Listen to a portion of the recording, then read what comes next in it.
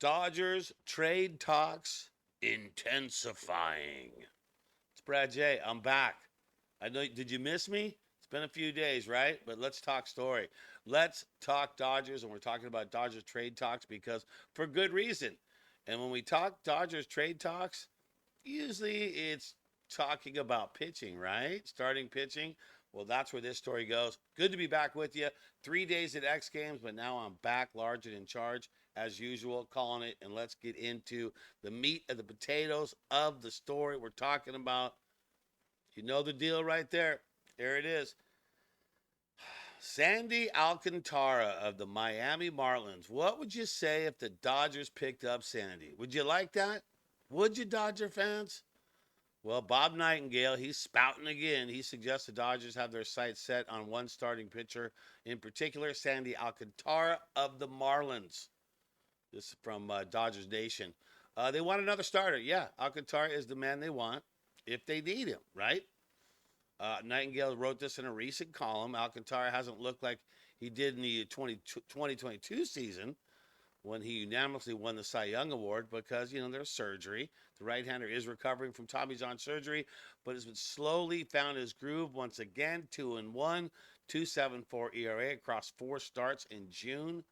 Prior to his start against Arizona Diamondbacks, he allowed 7 earned runs in 6 innings. So, I mean, look, we saw Buehler come back, and we saw that, he had a little trouble at first, but he nailed it. So, would you like to see that move? Would you like to see the Dodgers getting Alcantara? Well, it basically depends on this. If you listen to what the Dodgers say, if you listen to what Freeman says, and you listen what what Gomes says, what the whole Dodger brass says, is they're still counting on them getting their starting pitchers back. Like if they can get Sasaki back, if they can get Snell back, if they can get Glasnow back, if they can get all three of those, then Alcantara is not part of the equation. He's not in that conversation at that situation. If you get those guys back, if the perfect storm happens, well, he's not going to be part of that. So you have to look at that right there because that is the key here. If one of those guys, the prognosis in the next week or so before we get to the final trade deadline at the end of the month, you got to think the Dodgers will make moves. They're not scared to make moves. They're not scared. They're definitely not scared. They're going to make moves. And will they make a move if they have to? Yes, they will. So you know right now, and you can bet your freaking bottom dollar on it, that they're paying attention to all the rehab going on between those three. From Sasaki, Snell, and Glasnow, you know that's what they're doing right now. And if one of them falters and he's not going to get in the mix, what do? I know the Cubs are quite interested in Sandy Alcantara. They've been picked at like 60% opportunity that they might get him. If the Dodgers want him, they'll get him over the Cubs. I'm going to tell you that. And that would be a puzzle piece that could fit for the Dodgers if you don't get your perfect storm. But you got to watch the rehab of these guys. You got to see what they're doing. If they're able to make it back, I think it's a moot point. I don't think the Dodgers were going to look to try and find a starting pitcher if they get these guys back. So that's all you can do. You can wait, you can watch, and you can just hope it turns out the best way. But if you didn't have one of those guys, I like the idea of trading for him.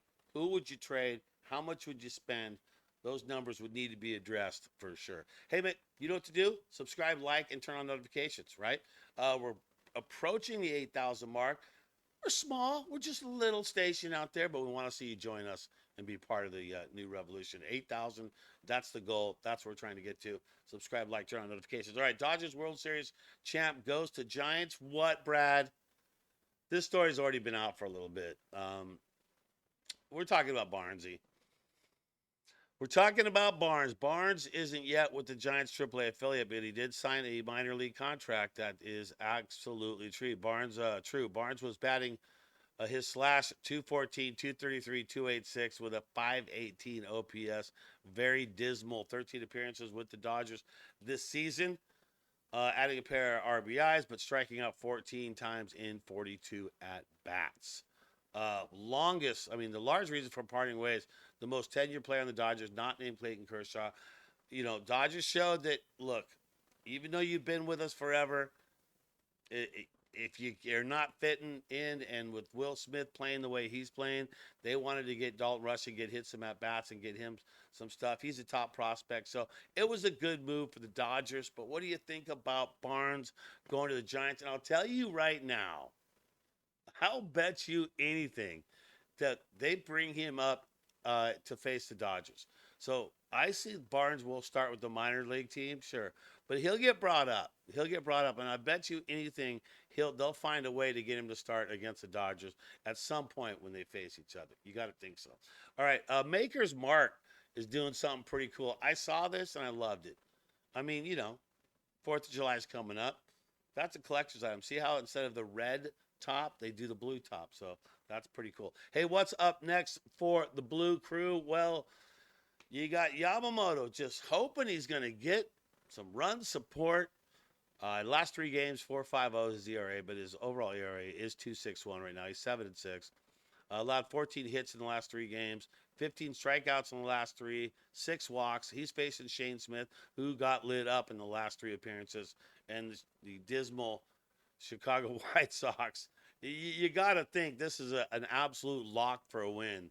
I don't see how you could get more of a lock than this for the win. If you're not thinking, if you think the Dodgers are going to have trouble with this one, I just don't see that happening. Dodgers should do what they're supposed to do. They've won every single series. The last series they lost was, I think, early June against St. Louis, but they've won every series, and that's what you're supposed to do. You're supposed to beat the teams you're supposed to beat. And the Dodgers need to beat up on the Sox, and tonight would be a good way to start things off on that. Let's talk standings just for a moment. Booyah. 7.5 ahead of the Pods, 8.0 against San Francisco, and 10.5 against Arizona. Do you remember what Brad Stradamus said?